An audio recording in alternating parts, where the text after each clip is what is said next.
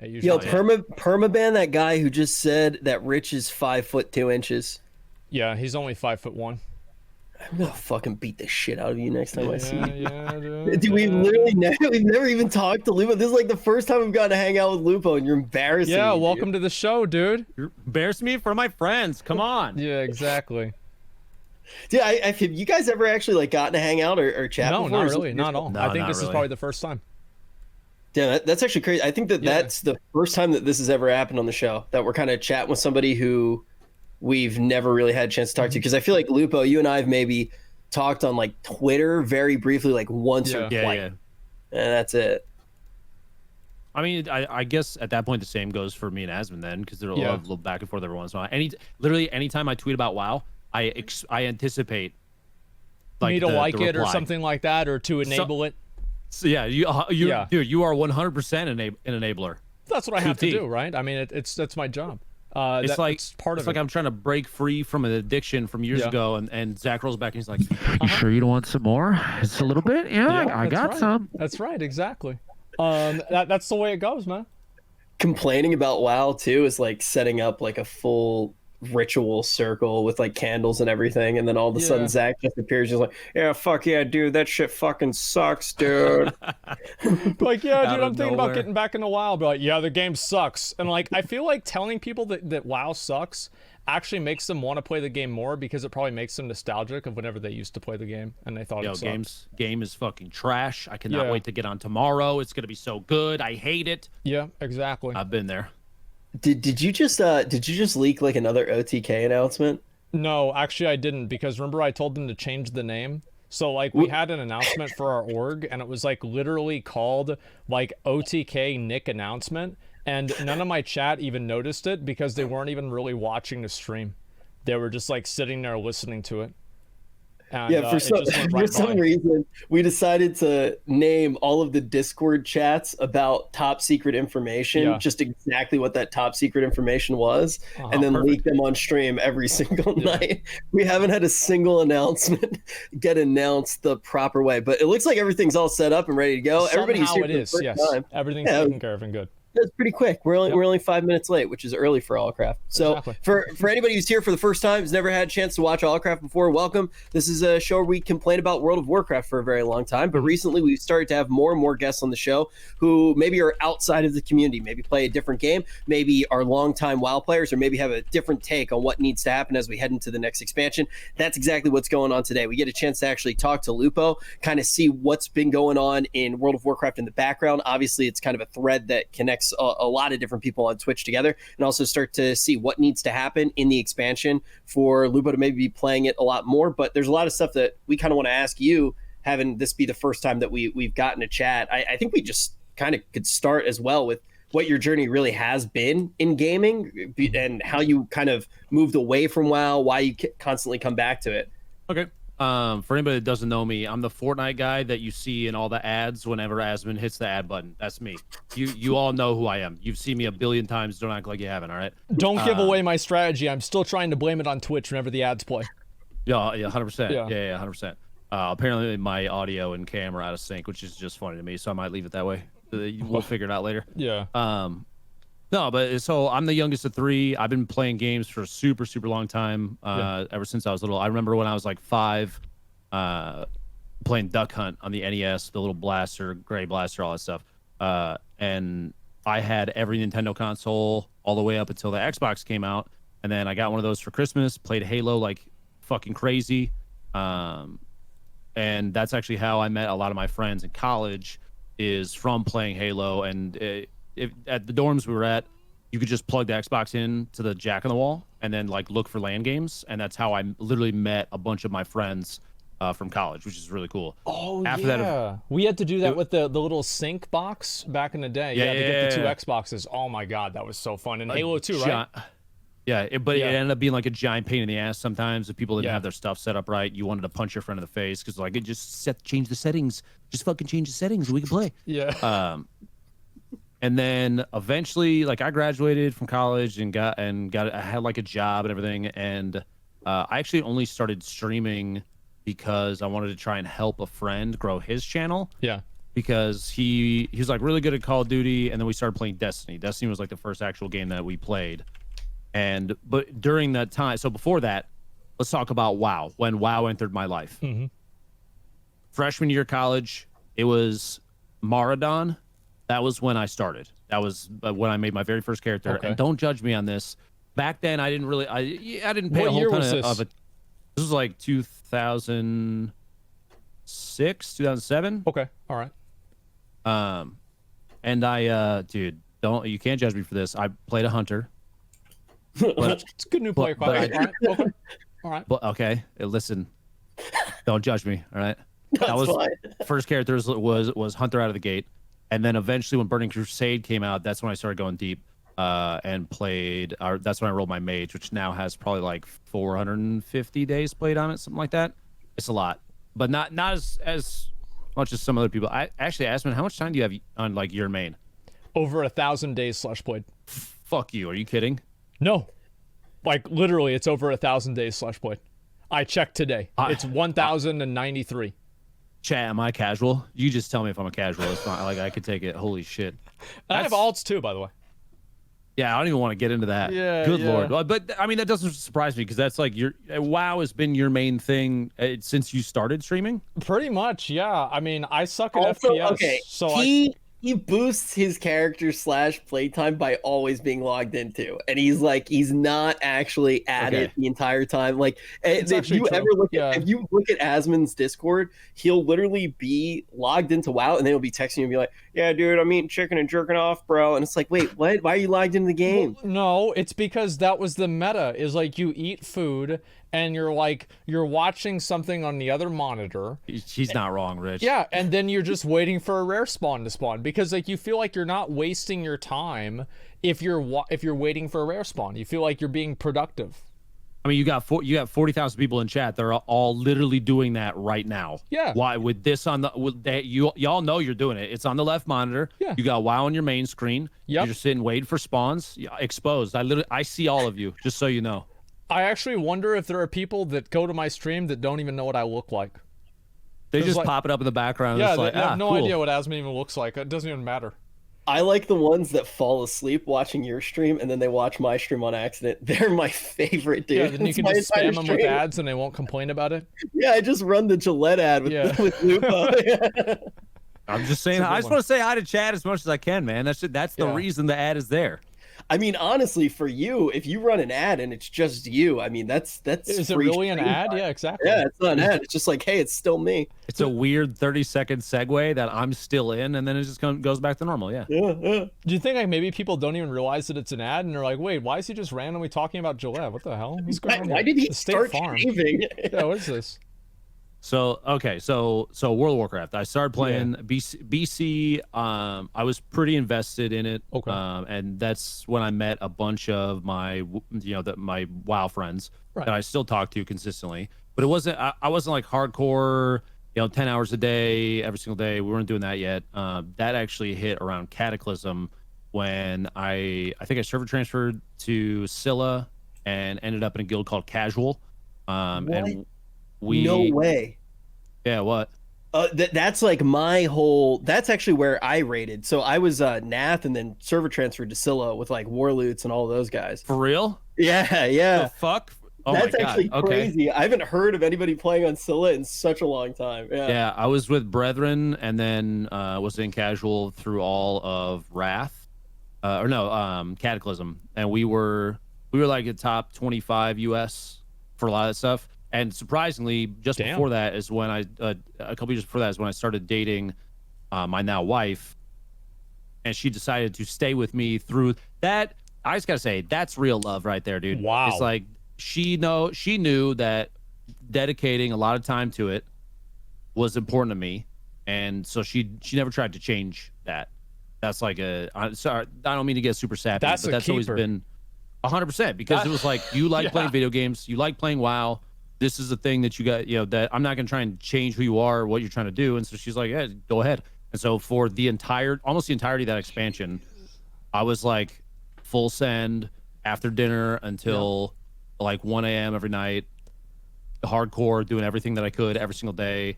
it was insane. And now we're married. And I'm super fucking lucky. Wow, that is actually awesome to hear. I swear she's real, chat. I swear she's real. Yeah, that I know why they're probably thinking that she's not. People think that's a unicorn. Usually every single day in my chat, I have at least a couple of guys that donate, and they're like, bro, I broke up with my girlfriend today. Like, I don't know what it is, but it seems like anybody who watches my stream, their girlfriend breaks up with them. You ever notice that it's the same person too? Just like pretending. He's like, yeah, you might know her. Every day? She goes to a different school. You probably don't know her. She's on a different server. She's a pretty good healer. Like, yeah, no, it's the same guy. She plays a night elf priest. And have you ever seen a picture of her? Oh no, I haven't. She doesn't have a picture. No. But yeah, her dad doesn't let her buy a camera. Oh, okay. Yeah, sure, bro. Sure, dude. Yeah, I swear she's real though. I swear she's real. So I played through Kata. Yeah. And then Pandas happened, man. And Pandas, Miss Pandaria drained me. I don't know what it was about Miss that started the downward spiral, turning me off the game, because I'd played it so intensely for so long. And Mop was like, conceptually, I love the art style of the expansion. I thought it was great. Yeah. The introduction of brewmasters and like that whole the whole Pandaria thing, bringing that in from Warcraft 3 and the brewmaster hero and like incorporating that lore in the game, I thought it was cool. But I just the combination of everything, it just fucked me up. I don't know what it was about that turned me off so hard. But that was where kind of like all right, I don't know if I want to do this every single day. And it kind of started to slide down from there. Did you like the class design out of curiosity? I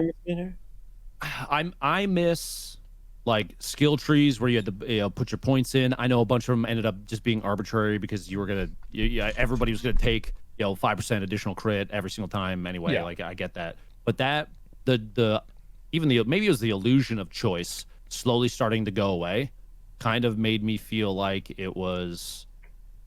I was like, I'm just gonna be like every other mage every time. That's what I think. Maybe that was a part of it, because now you look at Shadowlands and what they've done with the artifact stuff and how all the Azerite traits that has brought some of that customization to a point kind of back in. Granted, a lot of people are still running the same stuff every time because everybody's trying to min-max all that shit, but it at least feels there at least is an illusion of I am different than other people because of how my character's set up. Oh yeah, it definitely is. There's more customization. I think that everybody being cookie cutter is like always what's going to happen at the top 1%, but making sure that it doesn't happen at the top 50% is like super important, because you should be able to make different choices and still be generally okay. And like, I think the more choices you can make, the more options you generally have. But I know, like you said, you played a lot in Cataclysm. I mean, you played a mage, right? Is that what you said? Yep. Yeah, playing a mage back in Cataclysm with all the Dragon Soul gear was fucking awesome. Yeah. So, like, you go from that into Mists of Pandaria, there was definitely a certain amount of downgrades. And then also, like, I'm going to be honest, man, like, I completely agree with you with that panda shit. Like, I still can't get over it. Like, I can't, like, and my chat calls me out on this all the time, because, like, oh, Mists of Pandaria was actually a really good expansion. I'm like, I don't care. Like, I don't want to see pandas in the game. Like, what are you, crazy? Like, I just could never get into it, man. I think it was the combination of everything. I get that Pandaria and all that stuff was part of the lore. They wanted to incorporate more of that, and like, I guess just answer this: how the fuck did people not know there was a giant? Where this giant island come from? Where the pandas came from? Everybody's been all over Azeroth, dude. Because it was shrouded by the mist. The mist. How did everybody's like, oh, there's mist. Don't go in there. Yeah. Like, why would they not just like? They're like, hey, let's go. Get on a boat. Let's go in there. What's in there? Why do we not use go one in of there? the 500 mage spells to dispel the mist. Exactly. Yeah. It was. I actually liked the lore of it a whole bunch, but there was something that felt off about how it was delivered. Like the pacing of that expansion, I think, is the one thing where I'm like, wait, why did it feel like this? Why was I going to this raid at this time? Which I actually feel like is similar to what happened in BFA. Like BFA, the raids by themselves are solid raids, but how it actually felt and the drive to get into that raid just felt off, and it felt like I never really cared as much about being there. It's kind of funny. Was Miss really that break point for you then? And then after that, maybe you dabbled every now and then kind of walked away from it? I started to play. I mean, I played relatively consistently up through probably Legion. I did not play a whole lot of WoD. Wait, which one was first? WoD was first. WoD was first. Flip it then. I played more during WoD. I did not play a whole lot during Legion. Bad call. And now, hey, all right, come on now, don't judge. Yeah. And then now that Shadowlands looks at least relatively promising to a point where I'm willing to put time in and see if it'll capture me again, because World of Warcraft has been a staple game. It's probably still my most played game of all time. If you look at every game, even Fortnite nerds, I think I put more time into WoW than any other game I've ever played. Really? Okay. Well, what about Shadowlands gets you excited about the game again? Because you didn't really play a lot of BFA, did you? No, I mean barely any. I do have the mount from Mythic Zoth, but we don't have to talk about that. Of course you do. Of course I do, right? Of course. Why wouldn't I? Bro, it's the squid. Why would I not have that? Come on. I thought everybody had that. It's very easy. Okay, well, what got you into Shadowlands? What was it about the expansion that brought you back? Honestly, I think it's mentally. I'm like, whatever turned me off during Miss has to have changed in a way that I'm willing to try it again. Anytime a game, especially a game like WoW that has been evolving and growing for years, it's probably been around longer than some people in chat. No offense. They have to go through these phases where that thing that I didn't like, there's got to be a good chance that it's completely different now. So why would I? It seems stupid and jaded for me to go, yeah, I remember what it was like. I don't want to try again. If it's new, if they're updating it, if they're continuing to maintain it for the community that exists around the game right now, even if it isn't the same community back when I played a whole ton, it at least has to be pleasing some people. So why would I not just give it a shot? It's kind of like you just step away from it for a while and then you just kind of get that urge to come back. Yeah, I kind of want to ask really quick when we're kind of on this topic, because obviously there were already the poggers in the chat. You started talking about Fortnite just a little bit. When you look at a game like Fortnite, which had a lot of things going for it longevity-wise as well, I think it still does. But then you compare it to a game like World of Warcraft, which is one of these games that, like you've mentioned, for a lot of people, it's been that staple. It's been that game that they've gone back to. And you can kind of look at, maybe League of Legends, Dota, some of these games that have also CSGO, they've been able to hold that. Do you think that WoW still has something that a lot of these newer games don't have that keeps players coming back? 1,000%. It has the one thing that none of these. So MMOs will step up to the plate and try and take WoW on. They might not ever say it, but like Guild Wars 2, SWTOR, you look at and you list them out. They all are essentially pushing into the same realm that WoW is, right? They have the same real estate. Pretty much. But WoW has something that they literally will never have, and that's nostalgia. You can't beat it. You will never be able to defeat that unless you have an absolute monster of a game. Because people have been playing Warcraft, have been in that for so long that it kind of doesn't matter sometimes if it's trash or not. They'll be like, I want to play some WoW because I love the lore. Yeah. And that's enough to keep people coming back no matter what. So long as they continue, if it's passable, they'll jump back in. Look at why people still play it to this day because they've continued to update the engine and change things and evolve the story, even if it hasn't necessarily gone the way that everybody wants. But people will always have that nostalgic hook to the game. Now, do you think that folks like us who've already been bit by that nostalgia bug, and it very much is kind of at the core one of the reasons that we do continue to play the game and come back, do you think that that's somewhat contagious? Do you think a new player sees that and then is kind of swept up into it in a way that they couldn't be for other games as well? Yeah, as a content creator, you will, even if you're not advertising a game to your chat, like getting paid, do a hashtag ad or whatever, you're still advertising the game to your chat when they can physically see you having fun with it. If you talk about the nostalgia moments, if you have a community that watches you religiously, that they see you every single day, so they know what you like, they know what you don't like. People see Asmon, even if you complain, those hilarious in between moments with your community, the stuff that you do on stream. They know I love it. Well, people exactly. Yeah. People are gonna see that like, he's just meme, it's fine. It looks like he's having fun. He's doing this boss fight. I want to do that too. I think that I can do that too, and that'll bring people in. I've been playing Tarkov, Rich. That is the kick yourself in the dick simulator because it's so difficult, Yes. and people will still try and play it because they see the shenanigans that I pull off in the game, and they're like, yeah, I want to jump on board with that. I really like how to make it relatable to me. You're like, it's the kick yourself in the dick simulator. dude, it is. Richard automatically understands what you're saying. I was by like, the oh way. yes, I understand. Yeah, of course. Yeah, it has something. That game has something that I think many others don't, is that they don't really want to cater to anybody other than people that are going to really dedicate themselves to the game, which you don't really see too often from developers. A lot of stuff, I'll say LFR. Man, Yep. okay. World of Warcraft was at peak experience before LFR and Crossrealm. Right before that, I think, what was it, just before Wrath hit? Yeah. Because Wrath is when Wrath when they did LFR LFD. or That was when they did the dungeon finder, Yes. and then the end of Kata was whenever they did the raid finder. bro, because like, okay, this is another thing that pushed me away, is when that started to get introduced during BC, you had a reputation on your server, Yeah. right? People knew who you were. People would see your name in trade chat. You had that community like conversation back and forth with people. Everybody was boxed on the same computer the entire time, right? You knew who was going to be there. You had like the guild versus guild on the server. People would try and box each other out and steal world boss kills. You'd have huge PvP in front of raid entrances, all that stuff. Now, dude, I get on and I'm going to do a dungeon or a raid. Nobody talks to each other. No. Nobody says shit unless it's like, wow, you're trash. And then they're like, vote kick a guy. Yeah, you suck, and then you're kicked. Yeah. Yeah, and that's it. Or can I get the I item that dropped for you? Dude, I would give anything to be able, and Classic does a decent job of bringing that back, but it just doesn't feel the same. And I know that this is a rose-colored glasses situation where I probably want a thing back that doesn't exist, that can't exist in WoW anymore. I don't know.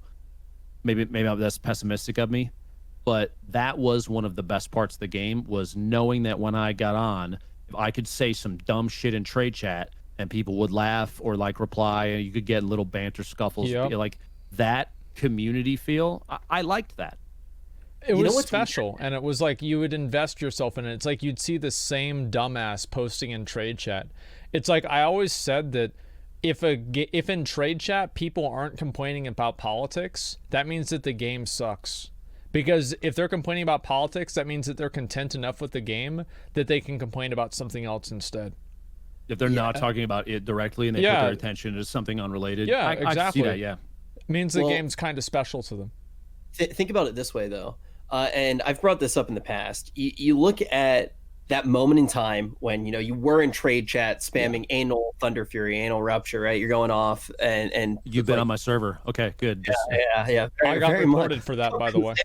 Pretty You crazy. did? Well, I got reported. So I put in. I remember this very, very clearly. People were doing the anal thing, and I put in anal mark of Sargeras, and it like didn't make any fucking sense, right?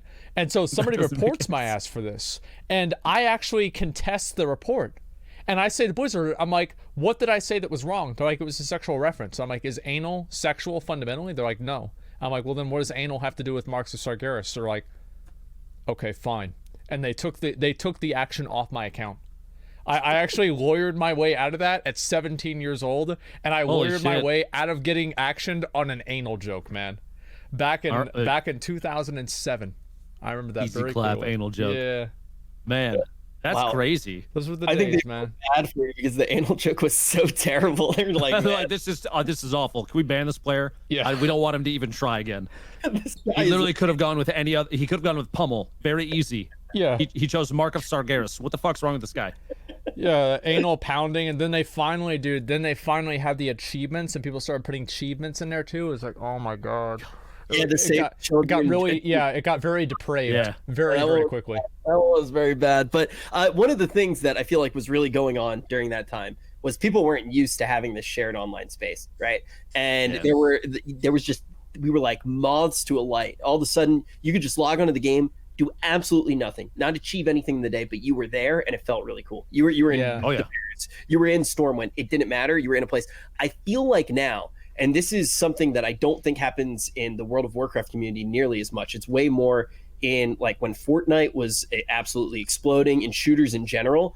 I feel like that actual moment has been replaced, and that feeling has been replaced by watching different people play together. You see it in Among Us. Oh yeah. In Fortnite. We don't have that in WoW, but like when I watch, like even when I think about watching your streams, like I think about the people that you play with. Like it was a group of friends that I would constantly be watching. And the main reason that I started watching you as well is because Jack's been a friend of mine for a really long time. So that's how I learned about you. That's how I learned about the entire group of people. And I feel like that has really been one of the big things that's replaced MMOs online.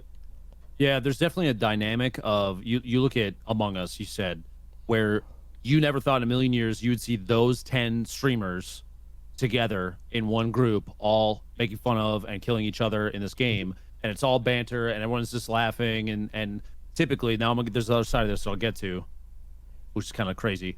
But typically, just having a good time. Yeah. People flock to that because it's a thing that they've never seen. You've got huge names coming in out of nowhere. You've got like I've met people because of Among Us that I probably would have never played with before that for that stream different games, just literally because of this game. The other side of that though is Twitch chat fucking loves the drama. You look at LSF anytime XQC plays with anybody. Dude, I was in cafeteria. I did not vent. Are you kidding me? Like that stuff, man. People love like that. And like you can tell if it's a good clip or not if it has 20 comments or 560. Like and like just sometimes I'll read like 5 or 10 of them, Dude. and it's like people read like they read an essay about this. It's insane. It's the same reason that at least I think shows like Big Brother and or those Road Rules and Real World from MTV, like it's the same reason that those shows did well. It's because people were like, when are they gonna fight again? Man, I love this. They wait for those kind of things because people feed off. It's a form of entertainment. People feed off the drama, and they just want to. They like to feel like they're part of it. So they they poke fun in chat and they say all sorts of shit, and because they're like, I'm part of that too. Yeah, fucking I hate DrLupo. Courage is fat. They go through that same stuff because they want to feel like they're there.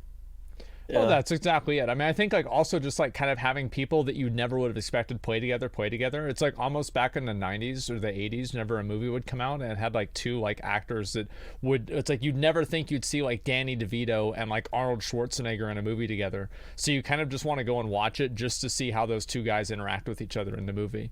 And I feel like it's almost the same thing with Among Us, but there's definitely people that like as soon as they see like if me and McConnell are playing and I kill McConnell as the imposter, people are like, yes, they feed off of it. Yeah, they're so happy. Exactly. So there's definitely a lot of kind of that it's, what's the word for it? It's like it's vindication whenever that something like that happens. It makes them feel good.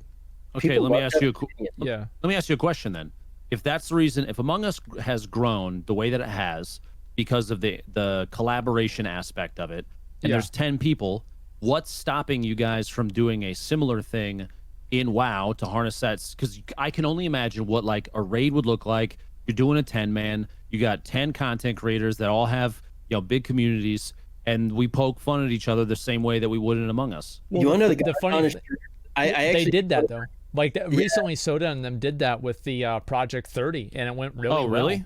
Yeah, absolutely. Yeah, they did that, and it went great. Like whenever we tried to do that in Classic, it was just a bunch of drama. But I heard that the Project 30 stuff did great. Now, here's the thing, though. I think Project 30 is kind of different. In WoW, I think that there's a lot of fear. Like we've talked in the past, even before OTK was announced, we talked about having like that stream drama guild. And even in the past, I was in a stream drama guild for a little while. It wasn't really meant to be that, but it's what it turned into. One of the OTK lads as well was in it with me, NMP. I remember when he rage quit the guild, and then I didn't get to talk to him for a few months. Like the thing is, though, with WoW, I don't know why the drama is taken so seriously by chat. Really? Like it gets like real. Like people will still message me about stuff from a guild that I was in when I had 60 viewers 3 years ago, just being like, that guy's a fucking cock. And I'm like, wait, what the fuck? Like I've been hanging out with this guy still. Like I feel like that a lot of the people in the WoW community are scared to do stuff like that because they feel like they're egging it on. Like Rich, pixels are super serious, bro. Come on. But they unironically they are. Like there was I remember this. So This was in Classic WoW. This guy in my guild, he ninja looted a pair of gloves because he told everybody else to greed on the gloves, and guess what he did, right? And so he needs on the gloves, he wins the gloves. And this happens while I'm at TwitchCon, and I'm getting like messages constantly about this guy, and I look on Reddit and it has like 20,000 upvotes about, you know, Royson steals the gloves from, and of course this is tagged with Asmongold's guildmate, you know, in Asmongold's guild. So this is like basically my fault this happened. Oh, it is 100%. Oh yeah, 100%. And all the comments definitely agreed with that as well. And I've they been meaning were to ask you, why the fuck did you do that? Yeah, they were furious, man. They were absolutely furious. And I remember they I made them give the money back. I forgot really what I did. I don't remember exactly. But like we sorted it out and people were still mad. But I remember the guy got like people like doxed him and just like all kinds of other crazy stuff. And this is over a pair of level 44 gloves. And this is insane. Wait, it wasn't even like level cap? Well, they were the best in slot gloves in the game. Like level 44 is kind of it's a weird understatement for them. But still, it was still pretty stupid. I forget what happened too. That then Quinn got involved, so my guild got involved. What Quinn happened? Was like, you little shit! You fucking like that. What the fuck? What happened was that part of the people in the guild, in the group that got the gloves stolen from them, were part of Quinn's guild. So what we ended up doing is we had Quinn and Royson, who was the guy that ninja'd the gloves, we had them duel in the middle of Westfall, and the winner would be able to get the gloves and take the money. And if Royson lost, he'd have to pay out all the money that he got from the gloves and then some. So Quinn beat the shit out of him. And then Royson gave away the gloves and he gave away all the money. And it was great content, honestly. I remember it was like super fun to watch. But people just they were so angry about this. Well, like, I will say this, that kind of stuff, yeah. I understand, you know, I jokingly am like, it's just pixels. I get the enthusiasm and the passion for it, and like how dedicated people get to their stuff in a game, like 100%. I mean, I've been playing video games for forever, but man, to go that far, there's a line, right? You could be like, oh man, that guy's a dick for doing that. Acceptable. You ninja something, I mean, people are gonna tell you that you're a dick. That guy's an asshole. But like to dox somebody, like, here's your fucking home address, I'm gonna send you a box of shit. Enjoy. Yeah. For real? Maybe just dial it back a little bit. A lot. Yeah, it was insane. And so like I think that's why people in the WoW community are like a lot more gun shy about that kind of stuff, is because there's been things like that have happened. And nowadays it's not really as bad, especially with retail WoW, which is like kind of the prevailing like mode that people play the game now. And it seems like we're probably not going to have that happen again in Shadowlands either. So there is maybe a possibility for a streamer guild or something like that to happen now that there's not really as much drama. Okay, Rich is shaking his head. You don't think so? No, they're fucking telling me to sit down. They said it's been 30 minutes already. Sit down. Guys, he's on a ladder, okay? He can't sit down. Shut the fuck up. They're fucking they're literally the fucking worst today, dude. But I think one of the man, I can't even keep my thoughts straight. I think that the other thing that's really weird about the WoW community is I feel like we as a community, and this is the streamers included, we're all really bad at knowing when stuff is a joke and when it isn't. I think that's the problem with our community. Like I'm not going to say the reason, but I feel like there is something going on mentally in everybody who still streams WoW, where if somebody does something as a joke, it's instantly taken as serious and everybody freaks the fuck out. So even if you're just playing around, it's going to get bad real quick. Man, here's my plan then, Rich. All right, I'm gonna get involved in a guild with with other content creators. Okay. I'm gonna do some very obvious joking shit, right? Okay. Some very obvious. Everyone will get mad. The viewers will come over, and then I'll run ads. Very easy, right? Got him. And yeah, you're just gonna see an ad with me in it. Like, hey, it's a little step away for a second. That's literally what the guy that ninja looted the gloves did. Are you? It's like, everybody came into his chat and he kept running ads. He's like, listen, if you guys are gonna hate on me for this and like troll me like this and talk all shit, I'm gonna get paid for this at least. Okay. Okay, he's thinking faster than me. I'm pissed now. I still think we should do a drama guild for BC. I mean, imagine if it was like the three of us, we had like Tim, we could get Jack to come back, and then we get like everybody else on OTK. Like, it would be so much fun. And then we just pick like a completely random person in chat to be the raid leader. Oh my god. Let them take Master Looter. They figure out how to do everything. Yeah. So how do I loot an item to myself? You're gonna want to click on it, and then you click on Asmongold. That's how you're gonna give it to yourself. You pick who you don't want to send it to, right, guys? Wink. Yeah, exactly. People are saying make Mizkif the raid leader. No, look, we want to still have fun, even if it's a drama. You want to kill bosses or not? Like, there's a certain line. There's not really a lot of content in WoW, so you've got to make sure that it lasts a long time. So yeah, just have Mizkif be the raid leader. Will be there for weeks. I will say, actually, now that you mentioned that, you said there's not a whole lot of content in WoW.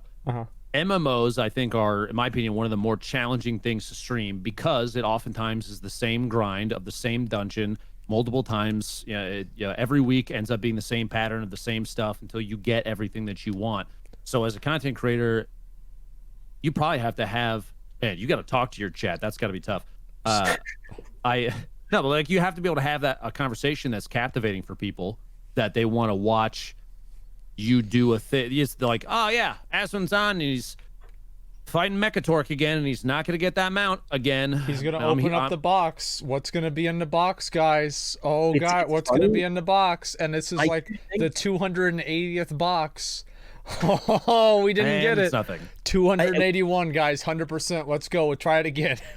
We had this conversation with Tim as well, and it's funny because I think for us, the idea of actually having to play a game and stream is the scary thing. It's like completely flipped. Like for WoW and games like WoW, it's like streaming that is a completely different skill set. It's like, yeah, you sit down, you talk to chat, it's easy, and the game's just like, you can autopilot through it. If I ever had to sit down and play a game, and Asmon as well, I don't think Asmon's played a game for 40 years. Like if we had to play a game and stream, it's just a completely different ball game, and it's kind of scary. Like to actually think about having gameplay going on that you have to pay attention to instead of just chat. Yeah, it is kind of weird. Like I would actually like if there was a game that I could play, but whenever I tried to play Fortnite or Warzone, the only thing that I would do in Warzone is just run people over in cars, which is... I mean, that's content. It's really fun. I think that's hilarious. I made an 18-minute video just of killing people in a car. It's great. And you gotta try Tarkov. What do I have to do to get you to try Tarkov? I played it once. I got randomly spawned in. I killed one person, and so I have 100% kill rate. And then they wounded me, and I kept running, and I just died from running. You died from probably having a leg blacked out and did damage to yourself. I just bled out and died.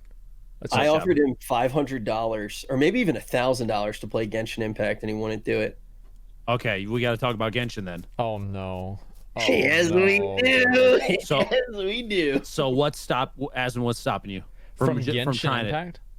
Yeah, the harem of cat girl waifus is waiting, bro. What are you doing? But it's like it's weird. Like I here's the thing: if I'm gonna play any game, I'm gonna play Warzone, or I'm gonna play PoE, or I'm gonna play something like Genshin Impact. That is some straight up weeb shit. Okay, what's wrong with that? There's nothing wrong with it, right? But it's just not my style. Like I don't know if I could really get into. I didn't even really get into Final Fantasy. The combat is legitimately good in the game. Like the combat is legitimately good. Yeah, I've heard that 50 times, Rich. But like the thing is, it costs so much money to play the game. No, it doesn't. Okay. It doesn't cost a dime to play. That is how it's the formula for gacha games that China produces these things that you can get the experience, but your experience is like it's like a stale fucking one kind of deli meat sandwich, no cheese, no mustard, old bread, spongy. That's the base level, right? Or you can give them $7,000 and have this god tier immaculate sandwich crafted by a chef that flew in from fucking France. He brought the grapes to make the wine to serve you with the sandwich. Yes, that's the difference, because if you put enough money into the game, and you laugh, Rich, tell me I'm wrong. The reason why Rich is laughing is that you only said $7,000. Oh yeah, only $7,000. Wait, Rich, how much have you put in? We stopped counting. So I have a 6 constellation Klee, Kaching, and I think those are all my 6 const 5 stars. Everything else is a minimum of 3, but most of them are 4-star. Everything else is max constellation. Bro, you could have bought a house. You could have bought a house. Yeah, but here's the thing: I'm still a virgin, and I don't really need to take care of anyone but me, and I'm taking care of me just fine. And I love that game, dude. I love that game. OTK is already bankrupt, but hey, we're grinding a resin like crazy. The harem of cat girl waifus are all very happy though. I got a 6 constellation Klee. So you'll understand how crazy this is. I got a 6 constellation Klee in $300. Holy shit! Isn't that wild? Yeah, I double pulled 2 Klees in in my 10 roll. I had 2 Klees back to back. Like it was like the wildest shit ever. But yeah. I mean, I still spent a lot of money, and the thing is I like Asmon actually got up and left. What the fuck? What he won't let me talk about he this left. game, He doesn't want it, man. It's a good game at its core. If you put it side by side with Breath of the Wild, not in like the menus and the way that you build characters, that kind of thing, but just look at the engine. Like look at the grass side by side from Breath of the Wild to this. You could look me in the eyes and say, yeah, they stole that. I'd be like, yeah, no, I understand. I agree. I don't, maybe not. I don't know, but it 1,000% looks like it. The developers said that they like looked at Breath of the Wild and pretty much like yoinked the world, which I think is a good thing, right? Like Breath of the Wild's a great game. It's like Breath of the Wild with the different combat system. The thing that I like about the game, and when you start to talk about World of Warcraft and the fact that it's like, oh yeah, it's cookie cutter when you used to be able to actually pick all the talent trees, but still felt good to have the illusion of choice. I look at a game like Genshin Impact, and it reminds me of that experience because I've watched countless videos about Genshin Impact to be like, okay, what's the best way to actually build this character? And you're reacting to different things in the game, whether or not it's going to allow you to go for that perfect build. And even though you want to go for the cookie cutter build, there are things which prevent you from doing that. And that's the fun of the game. It's like trying to get as close to the cookie cutter build as possible. The problem with it, though, inevitably ends up being you hit a wall where the mobile game's stamina feature, resin, stops you from even literally, like, you could play the game 13 minutes a day once you've gone through all the content, the story stuff, and then you have nothing else to do. Yeah, I think if you took out the fact that it's like a dirty take your money game, because look, it is. You guys still talking about that waifu thing? Listen, fucker, we're almost done. Okay, we're almost we're bringing it back to WoW, and this is the reason that I actually kind of wanted you to play the game. The thing with Allcraft that usually happens is Asmon is never going to mess a single thing with World of Warcraft. I'll actually venture out and I'll play like a lot of different games still. And when I look at that game, the thing that is really interesting about it is the idea of getting a bunch of different resources, having to manage them and decide what characters you're actually going to put them in. And when you look at World of Warcraft, if you think about the game as, you don't have multiple characters, but the way that you invest in multiple characters in the game is almost the same way that you would think about investing into a piece of gear in WoW. Yeah. Do we still have that? Because when we started to get things like corruption, you had limited resources. You were trying to grind them up as much as possible. How much were you going to put into your bracers? How much were you going to focus on this other piece? Are you going to be buying these corruptions? And that game, that meta game of trying to manage these resources was fun. And the question is, what can you look and take from a game like Genshin Impact that obviously has a lot of problems? The resin is bad. The idea that you actually have to spend money to progress in the game is never something that feels really good. But there are some strong things in that game that I think are important to look at. The waifus. I mean, a game like WoW, you're already paying to progress technically, aren't you? Because you have to pay a subscription fee. Yeah. And then I know how big of a fan Asmon is about more things to pay for mounts and cosmetics I love and stuff like those, that. man. I love you do. those. I've seen some clips, but I mean, for some people, that kind of aesthetic pay to acquire stuff is rewarding enough that they don't have a problem with it. Yeah, they don't care. I think that's probably what it is with them. Yeah, I just don't really care. So, I don't actually. Everybody jokes around that I like the aesthetic. I don't like the aesthetic. I just don't care about the aesthetic in games at all. Like in PoE, when I played PoE for the first time, I hated how PoE looked, but the game was so good, and now I like how it looked, right? It's like it's the same as my love life, right? I look for substance, and I can find beauty in literally, anybody who's smart and has a good sense of humor. That's how I fall in love based off of personality and like substantial things. Yeah, that's a weird way to advertise yourself to chat. Should they just shoot you an email, or are DMs open? What's the way? Yeah. Instagram DMs are they're always open. Just talking Rich's chat, he'll be paying attention. He'll be looking for the pink names. Oh, did I give out your strategy? God. Yeah. 20% female viewers, by the way. So Shadowlands is right around the corner. Yeah. And from two people that play very consistently, one, more than pretty much anybody that I know, what do you expect Shadowlands to be like as a player experience? Is it going to be a step in the right direction? Do you think it's that Blizzard is appeasing the player base in a way that's acceptable? Do you think they're off? They're missing the mark. I think the main thing that I don't really like about it is the covenant thing, where like you're stuck with your choices and you can't like go back and forth, because it feels like it's kind of arbitrary. I can see why they're doing it, and I think at this point, like the conversation about that has just been like beat to death so much that we're probably just going to have the expansion come out and see what it's really like, because they're clearly not going to go back on it at this point. So we're just going to have to play it and see how it goes. I do think Shadowlands will be an improvement over BFA though. Rich, what do you think? Yeah, my fear, and this is kind of in a slightly different direction, but my fear all comes down to first impression. And when you actually look at BFA, I think one of the biggest problems with that expansion was the first impression. If you were a returning player, you instantly got hit with so many systems so fast, and the game felt very cumbersome, and that scares the new players away. Those systems, if you were going to invest in them, if you were a returning player, somebody who takes the game very seriously, they were kind of annoying to figure out. And then once you actually figured them all out, the game was relatively flat, and there wasn't like a big skill jump. So kind of both players got punched in the gut. And I'm curious with like the systems that existed in BFA, were those a turnoff for you as somebody who would have come back to the game potentially? It definitely felt overwhelming when once I started playing again, because I dabbled a little bit right at release, but I didn't even level cap. I got kind of burnt out on it almost immediately, because I think it was one of those like, I need to min max, and if I did, I felt like I couldn't, so it kind of felt like a futile attempt to play the game, because my mindset has always been, because of how I played Kata, that I need to balls deep every single game, every time. So if I'm not min-maxing and making sure everything is perfect to a T, then something's wrong.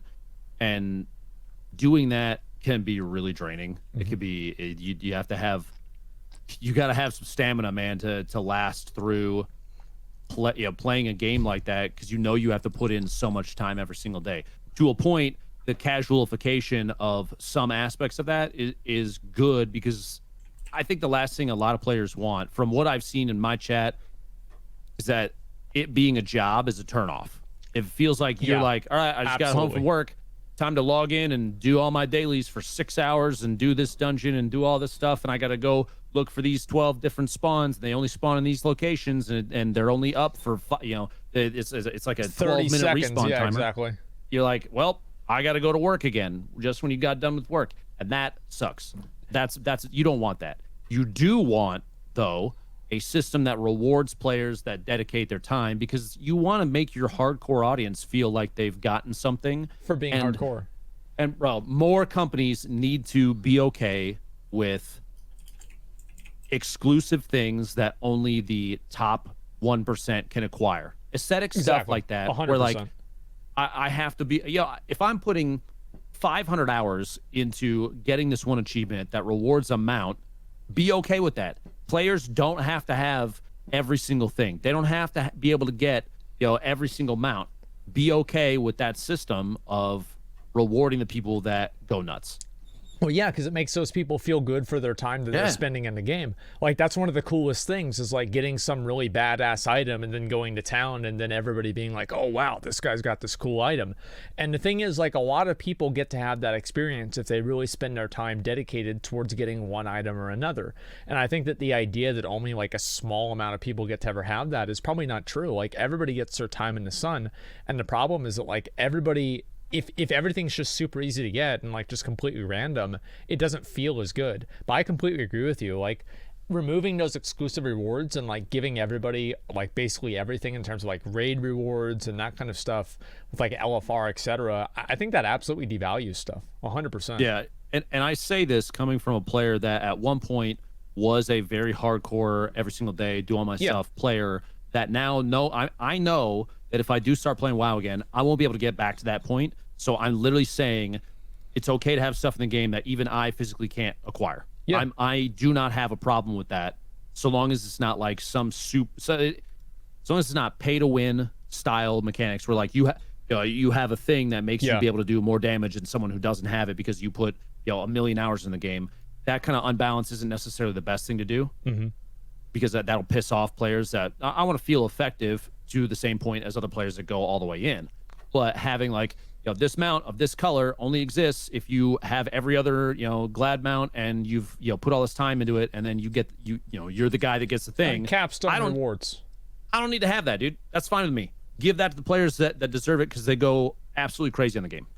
It gives people something to look forward to and something to work towards too, especially for like, I think there's a lot of people that are in the middle that are like semi-hardcore, and they'll see a reward like that and it'll really inspire them to play the game a lot more. I just think, the main thing is how is the content actually paced out? Because I do think that more and more that shitty way of trying to slow down players in not like a decide what you're going to do. If you are going to play the game a whole bunch, you're going to be able to get multiple things, has started to fall by the wayside. Like we start to see systems like resin. Yes, there isn't resin in World of Warcraft. There isn't this gacha game system, but it is flat out time gated. So it has the same effect on the player. You basically, it's like, hey, log in tomorrow and walk up to your mission table, available in 20 hours. And the more that those systems start to leak in the game, I think that's when we really start to lose the idea of an MMO. And like you already said, we're paying $15 a month for this game. That is the revenue stream. And I don't think that we need to be dabbling too far away from that. And I think it's up to the players to determine what they want to do with their time. There were some people in chat, by the way, that were like, recolor, yes, please. You might laugh about it, but you'd rather that than nothing, right? Like you'll take your recolor of amount that you probably already have, because you get, it's like the fancy black and red one, like, it's just a recolor. Yeah, you'd be like, yes, please, give me that. Give it to me. I want it. Yeah. Though you cannot tell me you wouldn't do that. There's a lot of people that would. I mean, especially like, oh, well, I have the red one. And like the red one's really hard to get. Oh, everybody wants to have the red one. Like 100%. I mean, obviously the more unique something is, the more special it is. And I think that was like kind of the case. You remember back in Wrath, whenever Invincible came out, and like everybody was like, oh my God, if you saw an Invincible, you would screenshot it or something like that. And like now you don't really have that as much. And one of the reasons is because there's just so many cool looking mounts in the game. And I think that's one of the challenges for WoW, is like trying to find those new avenues to make people feel rewarded that haven't already been watered down.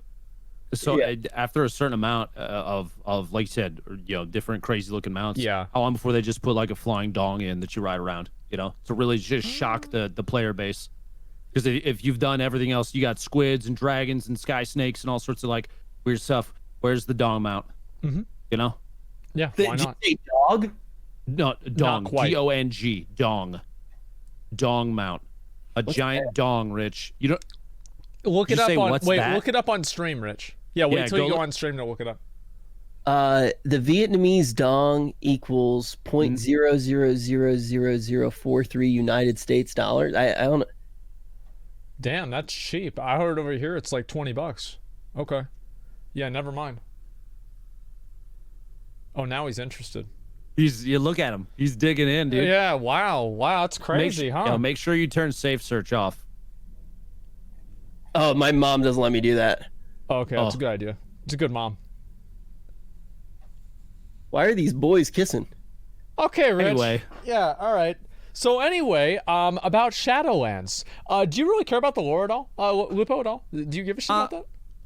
I've given a shit about lore for a long time. Really? Okay. I mean, that's one of the sole reasons that Pandas kind of made me sad to a point, because I wasn't a massive fan. But I've enjoyed a lot of the storylines to an extent. I do feel like, I don't know, the Blizzard does this amazing job of making these cinematics that have all the story in them, and they're so captivating. I could be completely turned off to a game, and if Blizzard makes a cinematic for it, I will want to play it again every single time. But like, what's the deal with Sylvanas Windrunner?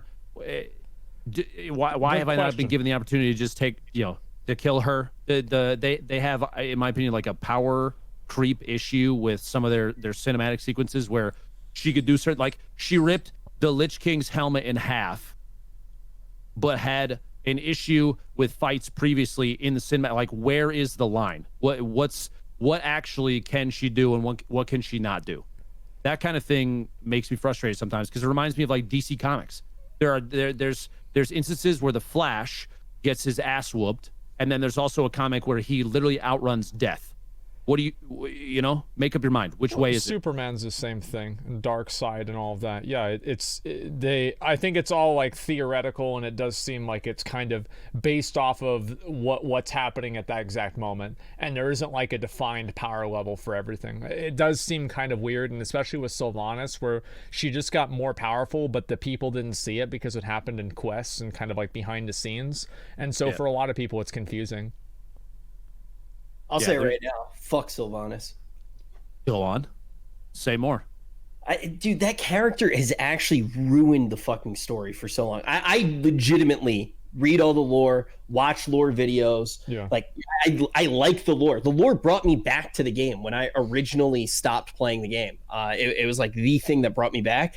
And the story can't get interesting if it's the same character over and over again doing the same thing, and you never have the end of that arc. It's been like the same arc dragging on forever. Like, even in One Piece, you don't just watch Luffy. I don't know. It pisses me off. Sylvanas is a really boring character, really flat, doesn't even make sense at this point. The most interesting thing about Sylvanas is her cuck to Thanos, and he is literally a purse dog. Yeah, to a point. Maybe it makes me think of, like you said, it's like the same looping, set of circumstances is like Power Rangers. What's the bad guy lady's name? Oh God, with the horn. Yeah, you know what I'm talking about, right? Well, the entire TV show. Oh, dude. She sets up another monster. You beat it. Rita. You sets up another monster. Another. Down to the wire boss fight, and then she makes it away. Down to the wire boss fight, she makes it away. It's just like this looping way. There's no.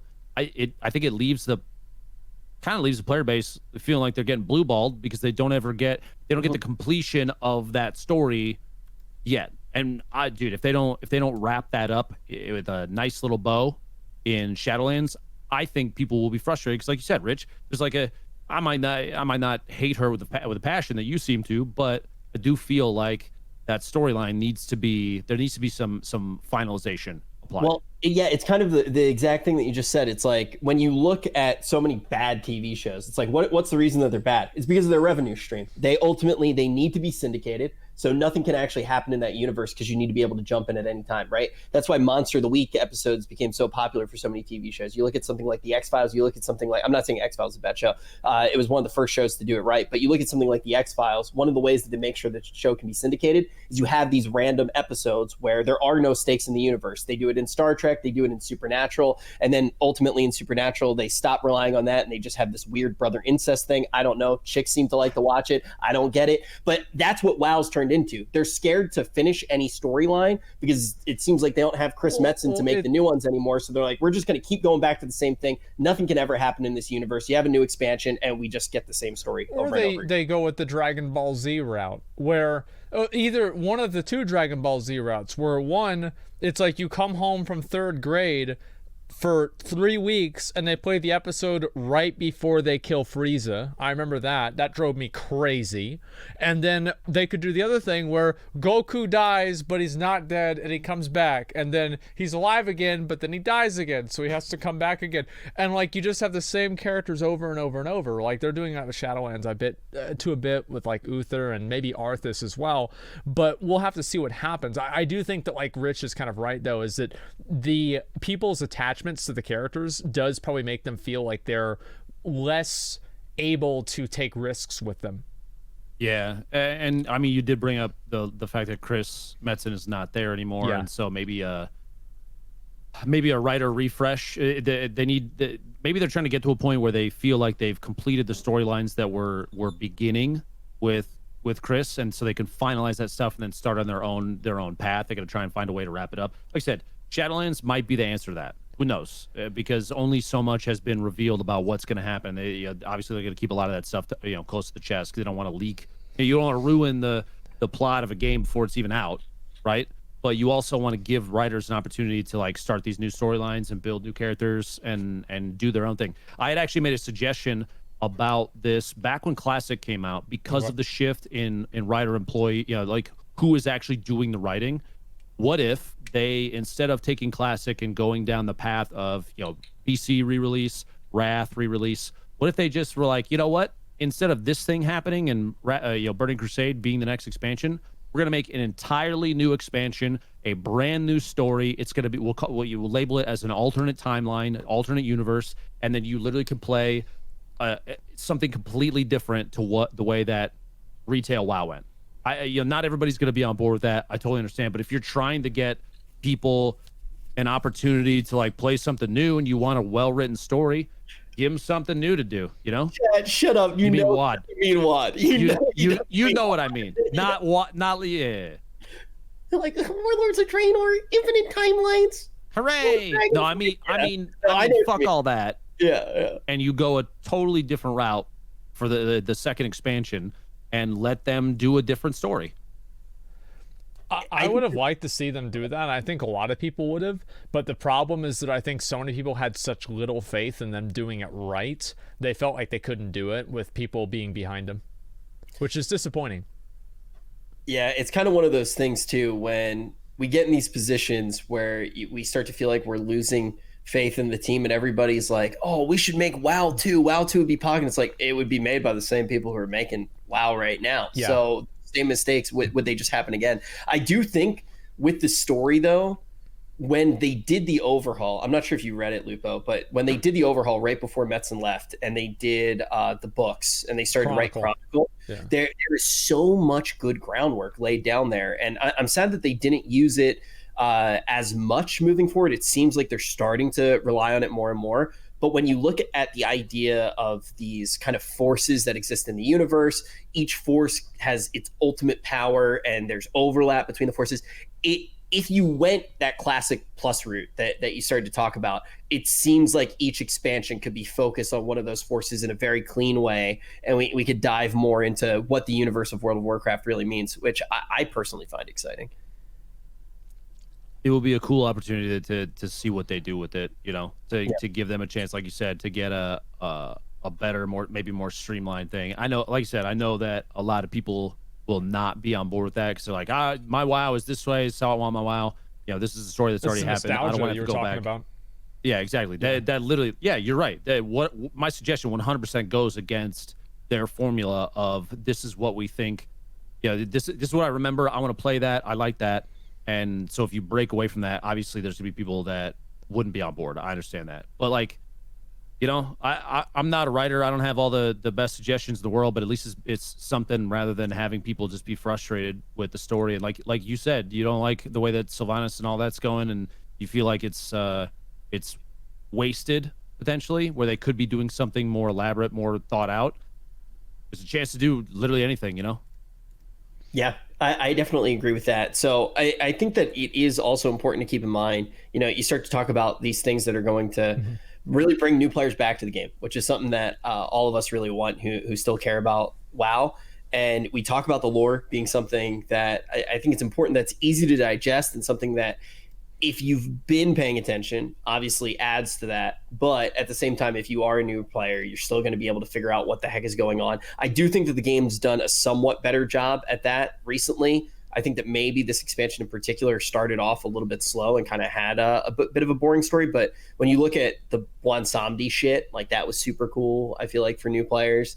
The other thing is not getting too complicated. So players feel like they are really able to get a grasp on it, get more into the game, not too many systems to start things off. Is there anything else in particular, Lupo, that you're looking for in Shadowlands to draw you back into the game? That's a good question. Is something that gives me motivation to feel like my character is individualized. I mean, I mentioned before, even I recognize that there is a streamlining that had to happen, talent trees from before, that kind of thing, where there were some talents where you just chose no matter what, you took that one, because if you didn't, you're literally like, why are you even playing the class?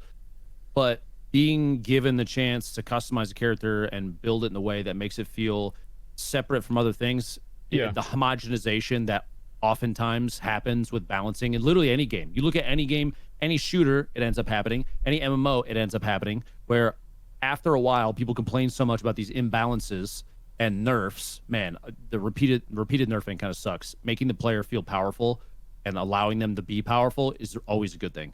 But making it so that not every mage is the same mage every single time.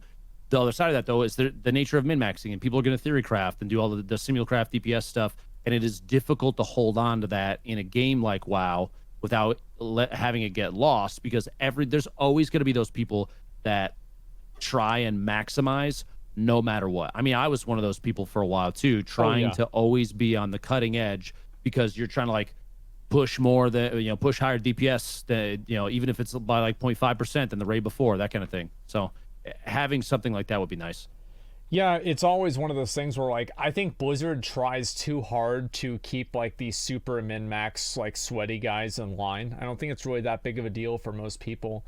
Just, opening it up and just kind of, like, allowing people to do kind of what they want to do, as long as it's not something that's, like, just super bad for the game. Doesn't really seem like it's that harmful for me, but I think, like, because Blizzard interacts and they see a lot of these hardcore players all the time, and they're seeing them, like, with raid testing and all of that, they're much more in tune with, like, the problems that they have and about like kind of solving problems for those people. And then I think the solutions that are created for those people end up having negative effects on the more casual player base too. You think it's worth focusing on I guess, let me rephrase, how would you divide the focus then between casual and like the hardcore experience? I think that really, like, whenever you try to create something that's meant to throttle 1% of players from gaining a small advantage in a raid, I don't really think that's important. Like, if people want to change their talents for every boss or whatever, it's not the end of the world for me, because it doesn't really hurt anybody else. And I think that also some people do feel like they're expected to do it, but I think that the vast majority of groups don't really expect people to do that. They just expect people to perform well. And if you can do that with whatever talents or whatever abilities you have, that's really the only thing that matters. So just giving people the freedom of choice, I think, is always going to be generally more entertaining and more engaging, because that way you can do what you want to do rather than what you feel like you have to do and have to pick. Yeah, but then you also run into the situation where people will see your setup and then copy it. They'll copy it, and then it becomes the meta. Or people will see you're like, oh, you changed that talent, you're dog shit. Why are you not running this one instead? You kind of have maybe an elitism aspect of it's a huge like problem. It is a huge problem. It's just that I think Blizzard tries to fix it by harming the entire game. Whereas like the elitism, I think, really only happens inside of like some raids and like some Mythic Plus dungeons. And like most of the time whenever you're raiding with somebody, like even whenever you're raiding in like a pretty good guild, and this is like not maybe in like the top 50 guild thing, but if you're in like a top 300 guild or something like that, and you know that somebody's class is kind of shitty this expansion, you're still going to bring him to the raid because he's your friend, right? And I think that's what happens for most guilds. And I think that very often you see a lot of the very, very high-end guilds that have like kind of an overexposure to eyes on them, and you see like the decisions that they make for the game, and that's looked at as like the average decision that everybody makes for the game. Have you been in a position where, even though let's say you and Rich were in a raid, right? Yeah. And Rich is running 5% lower max DPS than he could be because of talent. Are you going to correct him and be like, hey, you need to change this? Or are you just going to let it fly for real? It depends on what we're doing, right? I mean, if we're like on the cutting edge of something, and it's like it's a big fucking deal that we need more damage, then yeah, Rich, it's like, pick up your shit. What are you doing? Right? Yeah, exactly. It's like but if we're just killing the bosses and it's like it's not really going super fast, like I'm not going to be inspecting people. It's not that big of a deal. So I think it just depends on like what content you're doing. And I think whenever you run into trouble, like yeah, of course you're going to look at easy solutions like that, sure. But most of the time, and for most of the content in the game, you're probably not going to run into that. What? Oh man, I mean, the last time that we actually seriously played together was when MC first came out. Yeah, it's been a little while. Yeah, he was raid leading with the stream delay, explaining the fight on Baron, and if you watched it with the stream delay, it very clearly looked like he said to stand in a certain place, which you usually would not stand with the living bomb. I thought that it was a little bit weird, but it was what he said to do. I ran over to the spot that he said to. I wiped the raid, and then he said, "Rich mage, by the end of this, you're going to be poor mage." And then he never played with me again. Oh yeah, I remember because you wiped him. Yeah, that was a good one. I thought that one up myself. That was real clever, wasn't it? Yeah, I remember all too well. Yeah, those kinds of things are fun, and they just like those types of experiences are exciting, right? And like you're gonna have some people that aren't gonna be playing perfectly. They're not gonna have like the exact right talent set up for anything. But as long as they're playing something and they're just getting by, I think generally that's okay. Like I've done a million pug raids. Like usually it's fine. And so like creating these like restrictions about like switching back and forth between things, is that really helpful for the game? Because I do think that like to a degree there is like some value in having like character identity, but it's very weird to have character identity that's derived through power whenever people are just so numerically driven in terms of like the high-end gameplay. Because you're right, it's like if you're not using X, Y, and Z, you're just an idiot.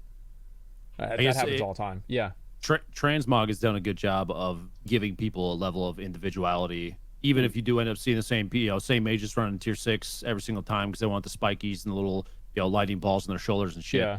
But you still have a chance to diversify your character, at least visually, which, I mean, that's going to make people happy. And now, you know what's funny about that, too, is Transmog from WoW has started to bleed into other games. I know that Destiny at release, or at the next expansion, they're going full send in Transmog. Oh, yeah. The concept of, like, I want to look however the hell, if I want to look like a big, red and green dildo, then let me do that and be okay with that. Let and me now, be me. Now developers are like, yeah, you know what? Let them have it, dude. Go for it. And I think that's great. Dildo. You can look that one up too. Look that one up later too, Rich. Just save that. Save that for later. You good? Oh, yeah. Yeah, it's like the one you have behind you. No. It's like the one. It's on my mom's like it says for mixing cooking stuff. I don't know how exactly it works. I will look it up a little bit later. I've been trying to learn how to cook myself. But I want to ask Lupo, Torghast. Torghast is this new feature. And, I think kind of like a dildo, the cooking supply, it's used to mix it up, right? We want to try to mix up World of Warcraft, mix up that gameplay, stir it up, spin it around. Do you think that this is going to be a feature that you would be interested in, actually jumping in on Torghast? I mean, I think it's cool. It's another grind to go after, trying to push higher floors every single time. It gives players a goal, something that they can, anytime you have a piece of content like that grows and changes, especially because it scales 1 to 5 players too. So you have diversity in content. You have an opportunity for honestly really good streaming content. As when you said yourself, WoW doesn't have a lot of stuff that you can stream, right? No, or like you feel really. like it doesn't. People will tune in to see you do Torghast specifically because they want to see how far you can get, that kind of thing. And I think that's great. Plus, then you have people that can jump on and like build a group and say, hey, let's try and push higher floors than we did last time. And you have you got something to grind a new goal every single time. That kind of stuff is going to be great because instead of the formula they have for dungeons and raids where you have the different difficulties, this is a thing that's going to keep on going and going and going. So you could go as far as your gear will carry you, so you could get upgrades, that kind of thing. I think it's great. I think more of that needs to be introduced. There needs to be things like that people can just like farm and do, and especially for stream content, it'll be great. Especially if like people like watching it, because it gives people something that you can actually play the game and do. Like I love in the game like every 3 months where people actually want to see you play the game for a few hours. It's crazy. They actually want to see you play the game. Wow. How often do you feel like World of Warcraft has streamable content moments like that? Is it only at new releases? It depends, right? I mean, you do have streamable content like mount runs and stuff like that is definitely streamable because it has like that variable like ratio where you don't know what's going to happen at the end of the run, so people tune in to see what's going to happen and to see if it'll finally happen, right? There have been items I've gone after like 250 times or something like that, so people want to know, it's like on the next one, is it going to happen or not? And I do think that has a certain value to it, but it does get old at a certain point, and it doesn't have like the same type of engagement that like a new raid release or something like that has to it as well. Like, I mean, look at what you're doing with and not to bring it up again. I'm sorry for twisting the knife, but Mechatork, dude. People watch Tim the Tatman try and get his first crown in Fall Guys. He had like 300,000 viewers. Yes. They love chat loves seeing failure. They do. They fucking eat that up. They want to see you experience the pain and torment of failure just like they do. You know? They're like, I've been there, dude. It hurts, doesn't it? And they want to see you go and do that. So that actually, you know what's crazy is the more times you don't get that mount, the more people that are going to tune in to see you not get that mount. No, I know. They love that. I know that. Like, there was a mount that I got from Timeless Isle. Hulan from Timeless Isle. I finally got that mount, and I swear I had a midlife crisis. I was like, what the hell am I going to do now? Like, I don't even know what's going to happen. I'm like, oh, no. Like, so now what do I do for 3 hours of the stream? It's kind of a weird thing that I think people need to take, if they can, more advantage of on Twitch, like streaming in general, is people will eat that up because I'm not to bring it up and I'm not going to stick on it, but Genshin is the same way. Because people roll the dice. You're sitting there, you're like, I want this character. I'm going to spend $300. And they're like, you didn't get shit. That was a complete waste of money. And they're like, okay, maybe you can go again, dude. We'll watch you. And they want to see you fail again because they've failed before, right? And they want to see you go for it. It's the same thing killing Mechatork. You're like, this is the drop, 100% guaranteed drop rate. Boom, not there. And then you got people that are like, don't worry, dude. Next week, I can feel it. And then you come back next week and they're like, nope, not again. Fucking idiot. You thought it was going to be next week and it wasn't. Try again. Yep, that's exactly right. Okay, out of curiosity, how much did you spend on Genshin? So I made a rule with my chat that I was not going to spend any money. And then we decided that I did like a Fall Guys Rivals and got like $650 from it. I told chat whatever I won from that Rivals event, I'm giving to the waifus. And I gave to the waifus. So I've only spent Twitch money on Genshin, depending on how you look. It's yes, I'm trying to make it so that in my mind I'm still free of it, and I will. Don't tell anybody that, but I'll admit it. Yeah. But only $650. How you got to tell me how much have you spent, Rich? Oh wait, my thing's messed up. I didn't hear your last question. Discord bug. Discord. Okay. Yeah, we'll fix it later. I think 10K. I'm not sure though. Dude, I think it might be 10K. Oh my god, dude, that is insane. Absolutely insane. $10,000. Was it worth it? Yeah. No, totally. I mean, look, it's like everybody needs to have one flex piece in their life, right? For some people, they get like a Rolex. Remember, Jack got the Lamborghini. Oh, mine's my Genshin account. Like I show my Genshin account to people, and they're like, "Wow, that guy made it.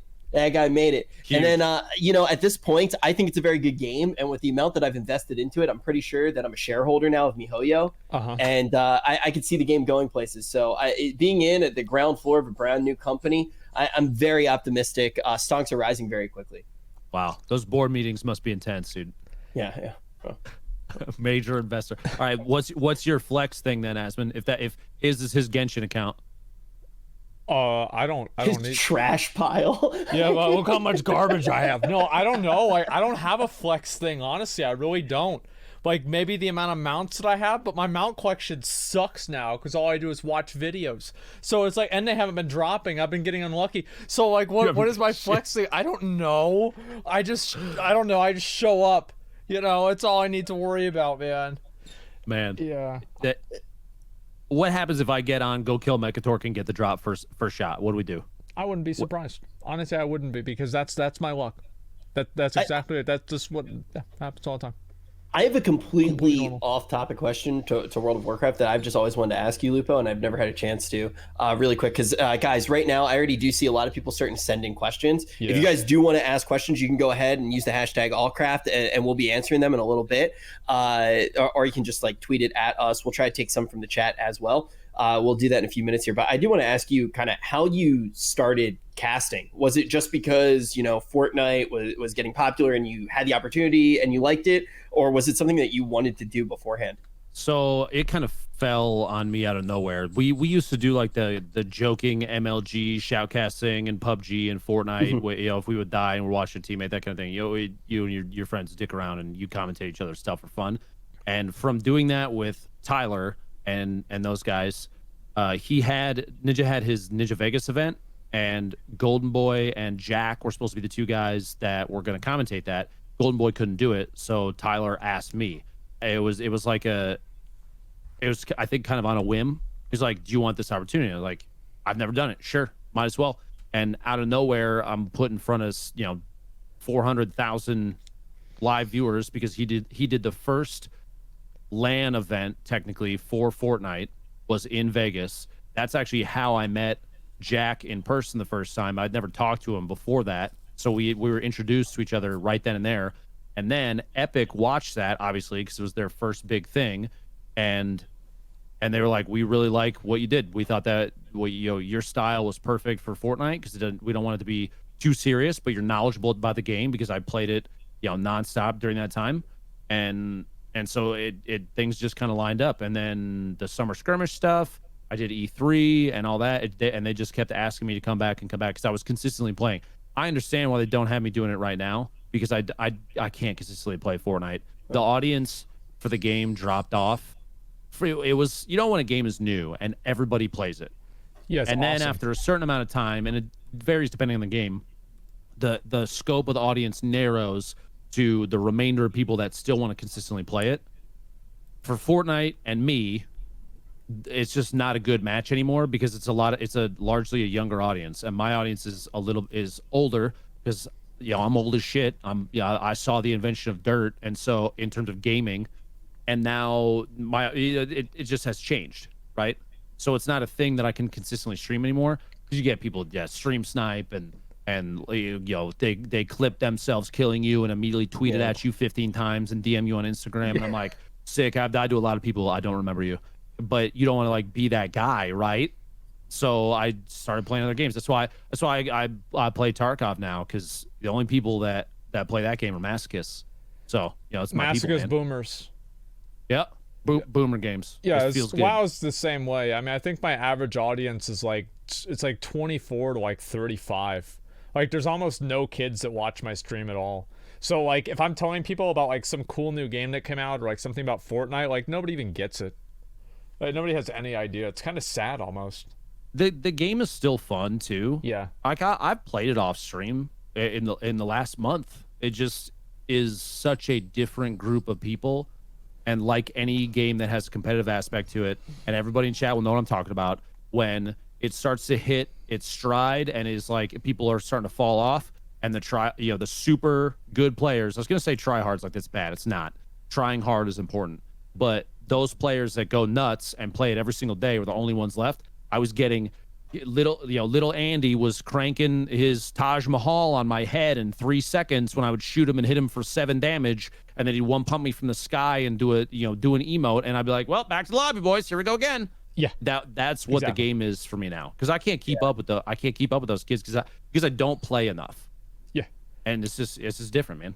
I feel like anybody who I would watch in Fortnite doesn't really play anymore, right? Because I would watch you, I would watch Jack, Tim, right? I would watch your friend. Tfue all the time, and Tfu's playing Warzone now. I remember I would watch Tfu, and he was so good at the game. I would be like, man, these guys suck. Even knowing that the guys that he would kill easily, they would kill me easily. But I could watch the game and vicariously feel yeah, I'm good at Fortnite, man. Of course he built that. Of course he built that hotel right there. Of course he did that. Yeah, duh.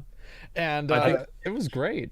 But now I feel like nobody really gives a shit about the game anymore. It's I think Warzone is the new Fortnite. It feels like it's been around for a while. The people that play Fortnite super consistently, Clicks still, he's 15, 16, something like that. He still pulls 20,000 viewers every time he streams. He could be sitting there doing nothing, waiting for an event to come up, but you look at the chat and it's all kids, because that's what the audience is now, and that's not bad. I didn't say anything bad about the game. It's just the way that the game the player base has streamlined down, because maybe that's the only game a lot of parents will let them play. I have no idea, but those players that are not super embedded in it have shifted over. Like you said, Call of Duty is the next thing. Among Us is also high on the list for streaming, and you have a lot of people that are engaged. Like their sales would, holy shit! Imagine being a team of 3 people for 2 years. Your game doesn't do a whole lot, and then fucking out of nowhere, people start streaming it, and it explodes, and they're all millionaires now. Wow, that'd blow my mind. I wouldn't even know what to do. That situation is like, this came up out of nowhere. It's crazy how that can happen too, just from streaming a game like that and just catching on. Like it's such a great game for streaming, and it's too bad that I don't know what's wrong with me. I can never play it properly. I always do something wrong and I don't figure it out, or I tell people, how could it be me? I was in the vent or something like that. It's one of those games, but I do think just do what other people do and just pull up all the other people's streams, and then you just watch. You know who the imposter is, right? Yeah, do it on your phone. Be like, look down. Okay, but yeah, I think it's Tim. Yeah, Tim, 100%. 100%. I can see his name's red on his channel. It's got to be him, dude. It's right I here. can see the red name off the reflections on his eye. It's 100%. Yeah, that I knew it. I do Called it. Yeah, I think the nice thing is though too, in a weird way, when you kind of look at games that way. You mentioned it earlier, Lupo. Anybody who's watching tends to have a really good sense if you're actually having fun or not. Oh, and, yeah. When the game that it puts less stress on being like, oh, Among Us is like the game right now, because eventually a game's going to come out that's super fun. Like I'm excited to watch Asmon, for example, play some of those new games like Ashes of Creation and things like that. You're one of the people who I'll watch all the time with it. Actually, when you were playing Minecraft Dungeons, I watched every single one of those streams pretty much the entire time. And it's very rare for me to sit through an entire stream, right? And it's all about finding the person who's enjoying the game the most. I never even played Minecraft Dungeons. I actually only watched you play that game. For real? I tried to get Zach to play it with me. Oh, yeah. That actually looked really fun. Yeah. It's simplified Diablo is why, and that's why it was popular, is because people wanted, like, PoE is popular for its own reasons. It's got a specific art style, right? Yeah. And Diablo is like the OG, right? But then Minecraft Dungeons comes out and everybody's like, I love Minecraft. I played Minecraft. This is Minecraft. What's Dungeons? And then you're like hacking and slashing stuff, and we're building these insane, like, I beat the boss when the game first came out. We beat the boss like the second or third day or whatever. I had a piece of tape over my mouse, and I just set my mouse down and went like this and just held down left click and won, because I had like a monk self-heal build that was so insane. And I literally scooted back across the room and just watched from a distance as I beat the boss by doing nothing. And chat was, they ate it up because it's not difficult. It's like like I said, it's baby's first dungeon crawler, right? Yeah. But it's charming because it's Minecraft. It felt like I felt like you beat it fast too. Like it was. Yeah, we beat the shit out of it. Yeah. Do you ever stream just regular old Minecraft still?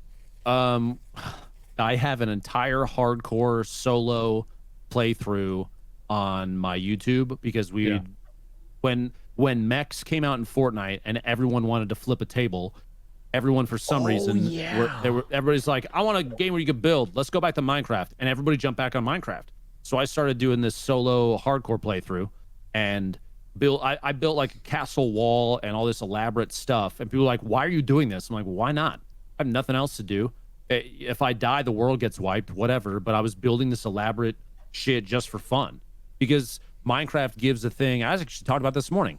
Minecraft, you like it or hate it, is like one of the best games ever made. It's 200,000 or 200 million copies sold. It's the most sold game ever, because everybody could play it.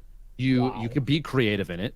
And yeah, maybe it's not for you, but for every person that's like, Minecraft is trash, there's 50 people that would be like, yeah, no, I can play Minecraft literally every day. It's great. It's a great game. I've got it. So you beat hardcore Minecraft then, right? Say that again, Asmon, sorry? You beat hardcore Minecraft? Yeah, I killed Ender Dragon, did all that stuff. So it's like, I don't know, just something about the game.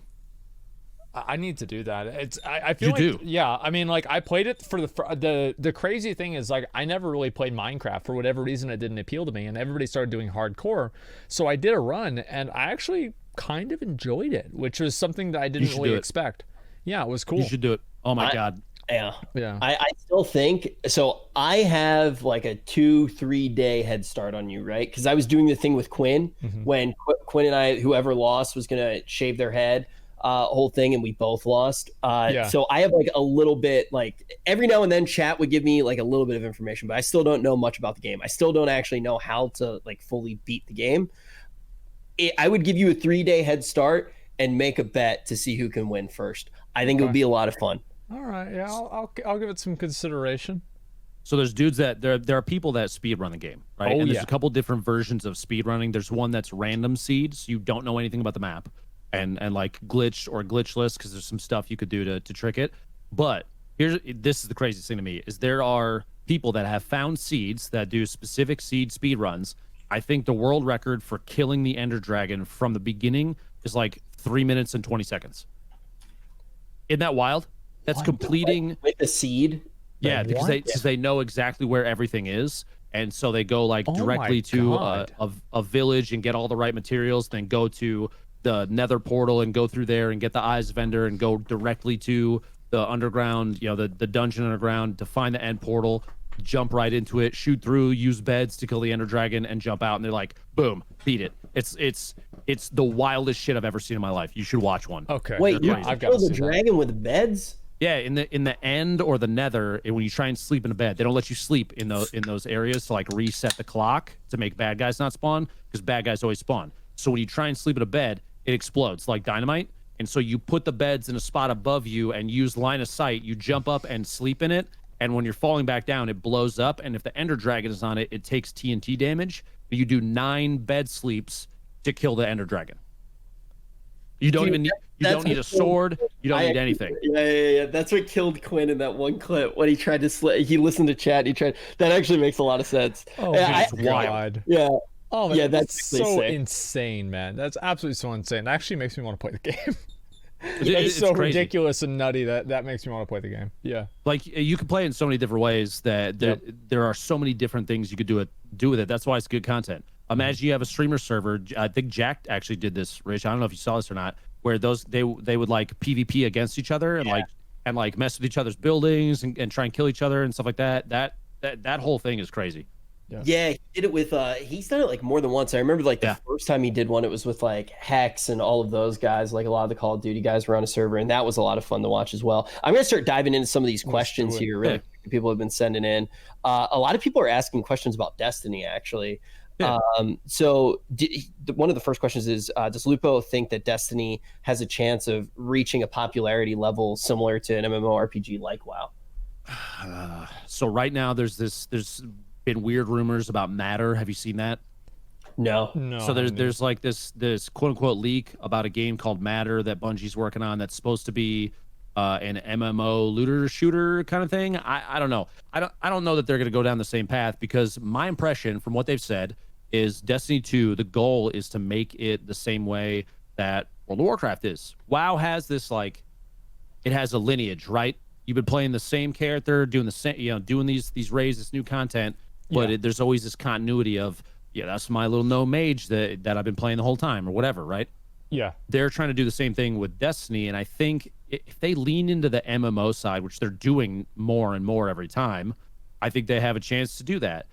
Problem now is that the game has been out in its own way and has evolved in so many different ways over time. Like even look at chat. There's people that are very jaded by Destiny because they feel like it's not the game that they wanted. They're like, I would have designed it like this, and I wanted Halo multiplayer, Halo MMO. Look at all these armchair devs, but they're trying to do a thing with it that nobody else is really doing in the looter shooter RPG evolution style game, and I think they're doing a good job of it, but they're not going to please everybody. And some people have this like, I miss Destiny 1, I want that, and they're never going to bring that back. Just like they're never going to bring back the old school style of WoW. I say that knowing Classic literally exists, but in retail, it's not the same. They're not going to as it was back then, though.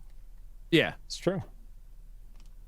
Destiny Classic. Yeah, I mean, would people even really be happy with that? There were so many things that we complained about in the Destiny 1 days. That self-res double sticky nade warlocks that the shit would track you around the corners and people would freak out, and that was you cannot tell me that was enjoyable. There's just so many things about old school Destiny that are gone now that have improved the game, but there's stuff now that's in it that people aren't happy about. I mean, I think it comes back to a player base can become entitled after a game has been out for so long. They want it. I want it my way right now, and they're not happy with it no matter what. Yeah. You brought up classic WoW there, and I actually want to go down that line. This question is basically, what non-social things, Lupo, do you want to see back from classic? Is it item variants, the materials? Just basically asking anything that's not the social aspects of the game. What did you like about classic that you would want to see return to modern WoW? Don't hate me for this, casuals, but I really liked the key system and having to have people that had to play through and unlock the keys to get into attunements, raids, stuff like that. Attunements, dude. I kind of miss that. I'd love to have that. All I want is Vert to be account wide. Just make that account wide. I would be so happy. Because the last thing I want to do, I mean, they kind of did it for alts and leveling your neck up, right? Because once you get Najjatar unlocked, you could just you get on an alt, you go do the thing, get your neck to 50 or whatever.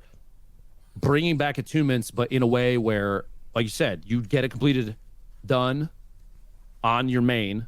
It is now you do like one quest on your alts, boom, you got it, because you've already completed it. I do think one thing, because I like attunements as well, I do think one thing that could happen with attunements that would make them a little bit better is after a certain point, if they switched to like a scenario or something like that, like, because right now a Nixia attunement or something like that is kind of annoying at this point to get, and it is somewhat of a hurdle. Imagine if that was a thing where it was a scenario or something like that, now that it's been out for such a long time, that maybe you could jump in. Because I do think the game overall, when you have attunements, it does build up what it means to actually go into a raid, and it makes it feel really important. They did have attunements in Legion, though, right? Didn't they have an attunement for Court of Stars? Remember, didn't you have to do an attunement for Court of Stars and for Arcway? You had to get like part of the Suramar quest line. That was cool. Yeah, I forgot all about that. I actually think Legion had multiple attunements. Legion was actually a very good expansion. I totally agree. Man, though. You would say that, and that's the one that I did not partake in. You missed out, man. Like, Legion was actually pretty fun. Hopefully Shadowlands is going to be the successor to Legion, more so than BFA was. But yeah, I mean, I was a huge fan of like having attunements too.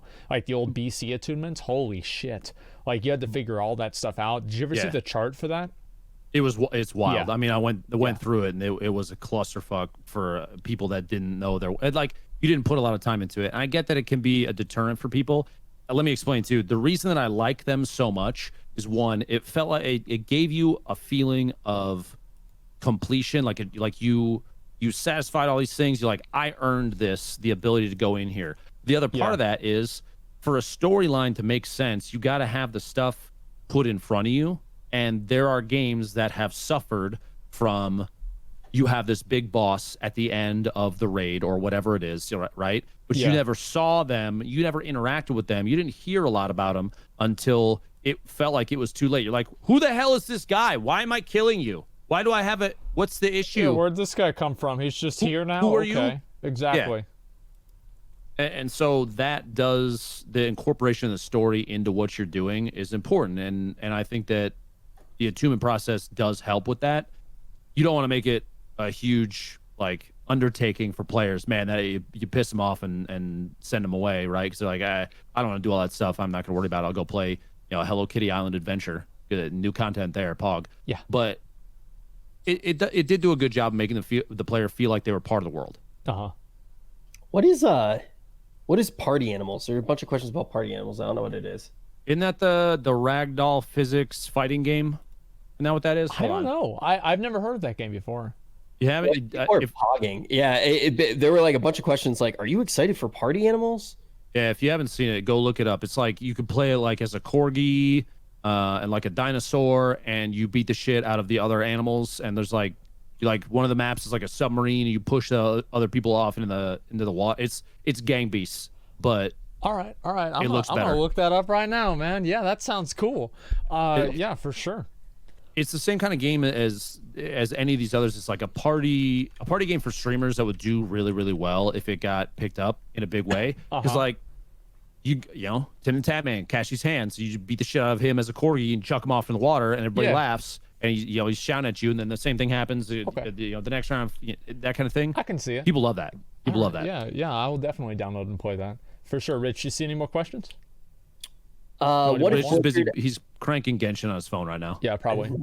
Oh, I'm thinking You get about your it. you get your daily commissions done right now. Is that what you're doing? I'm gonna do that on stream. I can't wait. I think, shit. dude, I actually think we're gonna do the Allcraft after show, and then I'm gonna be playing Minecraft or Genshin all night. There's nothing to do boy. right now. Imagine sitting down, streaming WoW, and farming the same amount again and again. Who would do that? Who would do that, dude? They'd have to be so dumb. What if Blizzard, after the release of Classic Wrath of the Lich King, took a route with a game like Old School RuneScape? And this is, Lupo, pretty much kind of the same thing that you brought up. Are you familiar with the polling system and things like that in Old School RuneScape? Do you think there's any potential? I actually never played RuneScape. Don't hate me. Ever? Yeah, I've nope. I don't know why. I never got into it. I know that a lot of people's like MMO gaming experience started with don't capital D call me, chat. Okay, not all of us had childhoods like yours. Chill, all right? But it just was never a thing. I never got into it. The first time I played RuneScape, I actually shit my pants. I liked the game so much. Like for real, like. Yeah. Yeah. Okay. No, he actually did. Like, he told the whole story. It was a really, really great story. I told it to the devs during a sponsored stream, and apparently you're not supposed to do that. I love the game, and I thought it was a really good anecdote to express that. That's all right, great. Chad, you need to pick this game up because I played it so much I literally ignored bodily functions. Super healthy. Check it out. Do the add command to pog. Well, yeah. I mean, if he did that, obviously it must be a good game. Why else would he do it other than that? Why do they keep firing Rich? Good question, Chad. All right. So this question was kind of already answered, but a few people asked it. They were like, why didn't Lupo enjoy Legion? It was more that the other expansions you didn't enjoy. So I got turned off and burnt out from it so much because I put so much time in before. Now, saying this, I do wish I had a time machine, go back and put some time into it, but it I never got too deep. Never got too deep into it. So when Classic the new expansion Legion comes servers? around, sorry, go ahead, Zach. I was to say Classic Legion servers. Soon. God, that's true. Yeah, soon. Yeah. Who See knows? you in 12 man. years. Yeah, who bud. knows? Yeah, how long before we get to that point? Well, if they released everything on the clip that they're doing right now, and they just like rushed everything, just like they're doing with the Nax release, I think it would only be like 5 or 6 years until we actually got Classic Legion. They just blast through WoD. They do that one real quick. It'd be like 2 weeks for all the content or something like that. I mean, if they're down to rush Nax, I'm sure they're down to rush anything. When the new expansion comes out, though, do you think, Lupo, like you're going to be playing with like group of people that you usually play with? Do you think you're going to be playing with like Tim, Jack, those guys, or do you think that you're just going to kind of try it on your own for a little bit? Classic, we tried to coordinate like a streamer guild thing, Oh, yeah, that and was it took really Tim that worked great, until didn't it?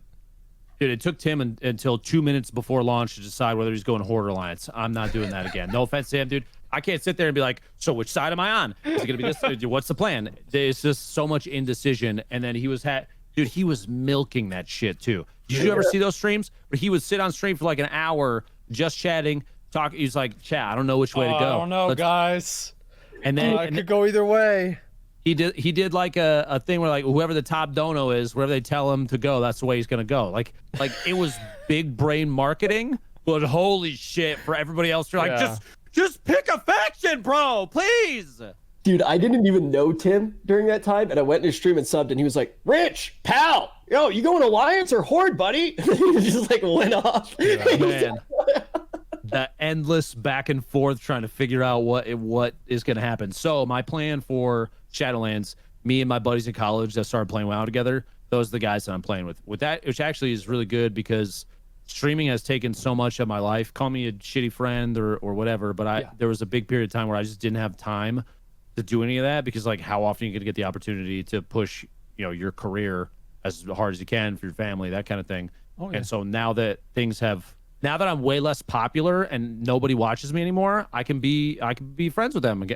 That's nice, yeah.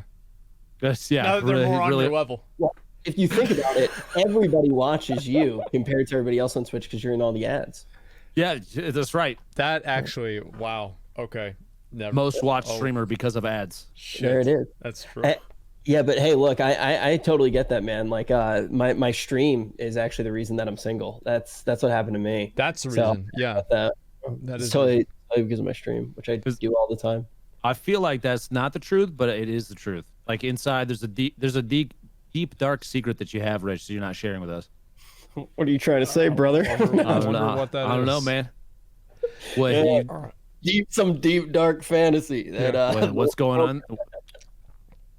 What are you doing? What? Okay. What am I doing? Yeah, He's what are you doing, Rich? starting that Yeah. one. What are you doing? 10K on Genshin. Here we are. All right. Well, I think that these are all the questions that Okay. I had originally Yeah. on the Twitter sphere, but maybe opened up a few new questions that I'll have to dive into later. I'm sure you'll have plenty of people asking those questions for sure. So, yeah, I mean, Lupo, thanks a lot for coming on the show, man. I appreciate it. I think it's like, it was one of those things that's always really cool whenever an expansion's coming out to see people that aren't really in like the WoW sphere come back into it and want to play the game and get excited about it. And it's also kind of just cool to hear like a story of a guy that's like not really, known for playing WoW, but actually you were in like a really good guild back in the day. And like, to me, that's like super cool.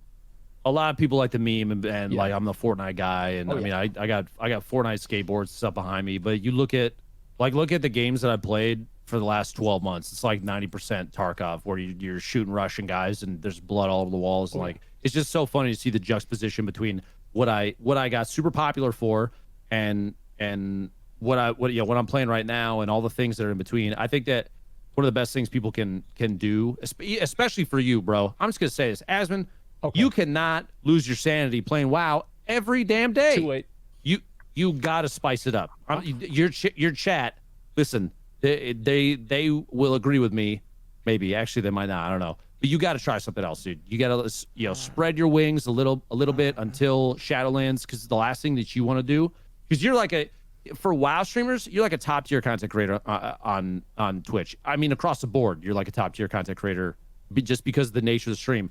You got to put a little bit somewhere else, because then when Shadowlands comes out, you just go balls deep and deliver. And I know, I mean, Rich will agree with me without gassing him up too much. Yes, he's still bald, but he's damn good at his job. And I thought you called me bald. I was like, what the fuck? I mean, take the hat off. I haven't seen it. I'm just saying. But you got the variety portion of streaming is really, really good. And I know that viewership they will say and do all sorts of things. They'll say, go back to this game, that kind of thing. But some variety is good, man. I think that you should beat Minecraft before. Yeah, I should beat Minecraft. I think that you should beat Minecraft. And then I think the other thing that your stream would like a lot, potentially, it depends on like when you would actually do it. I think with like Torghast coming out and shit like that, you have the potential to play a roguelike. I think people would like that a lot. And I never meme around and try to get you to play shit that I think would go well. Like, I'm not trying to get you to play Genshin Impact, right? Like, I don't think. What is the one game that I was adamant about you trying on stream? RuneScape. And look how that went. That went very well, and people have been asking me about that a lot. Like, I appreciate Lupo. Thank you, man. There's a lot of people that tell me that, and I probably should consider it. I know that I'm kind of, I'm very conservative whenever it comes to my stream, and I just like doing kind of my little thing that I always do, and it's a little bit, it's probably a little bit boring for people sometimes. Nah, nobody can blame you. It brings 30 to 45K viewers. Like, why would you not? Yeah, that's probably right. It's a good way to look at it too. I mean, it's a no-brainer. Yeah. Yeah, it's one of those things, dude, where hearing somebody outside of the friend group too is a lot different than like kind of hearing like me every day being like, dude, you're a god, like you can do whatever you want, dude, it'll be sick. Like because like McConnell, for example, I think McConnell a lot of the times like, yo, like stream this game, but it's somebody that like obviously Asmon's been friends with for years. Yeah. So it's just be like, yeah, of course you think I would do well. Like, you're one of my best friends. But Lupo, I think all of us here, well, the two of us here very much have respected you for a long time. We've watched your streams for a long time, and we loved getting to see you tweet about WoW, and that's why we kept just tweeting at you like, Allcraft win, dude. It's been really cool to have a chance to actually get to meet you. Yeah, I appreciate both. Yeah, I know that you could be doing other things. You take time to hang out and talk about a game. Well, hey man, so could you. So thanks a lot for coming on, man. We fucking appreciate it. Of course. Enjoy the rest of your day, and good luck on, dude, Makatorg. He's gonna hook you up Yeah, 100% drop rate next week, dude. 100 next time, 100%. I know it for 100% a fact. drop like rate. that, I can already feel it, man. Well, thanks a lot for coming on, man. I appreciate it, guys. Make sure to follow Dr. Lupo. Everybody in the chat, mods, link his socials. Keep up with him. And again, man, thank you so much for coming on. And for those of you guys that want to stick around, Rich and I are going to be doing the after show. And if you guys just want to stick around for that, I'll host over to Rich's stream in just a little bit. And also, before we let you jump off, Lupo, really quick, for anybody who hasn't checked out your stream, who might be going to check it out, are you going to be playing like a bunch of Tarkov this week, or is there anything else that they might expect? There is we're on the cusp of release for like 87 different freaking games, it feels like. So I'm going to be playing, honestly, you name it for new releases, I'll probably be checking it out. Valhalla, there's new Borderlands stuff, Destiny, World of Warcraft when Shadowlands comes out. Obviously more Tarkov, probably Minecraft. I kind of try and play a bunch of different games because there's a lot of different things that people like watching. Godfall. Yeah. All right. Cyberpunk, the forever delayed game. Whenever it eventually comes out. Yeah, I can't wait to watch your Cyberpunk streams in the next 8 to 10 years. Yeah. Well, the release year is literally in the title of the game. People just didn't realize it. Yeah. That's the way it certainly seems, man. So yeah, feels bad. Yeah, thanks a lot again for coming on. I'm gonna go ahead and wrap everything up and get everything started. So Rich, you want to go ahead and start over on the stream? Yeah, we'll do. Lupo, thank you again, man. Yep. Thanks a lot, man. Peace. Peace.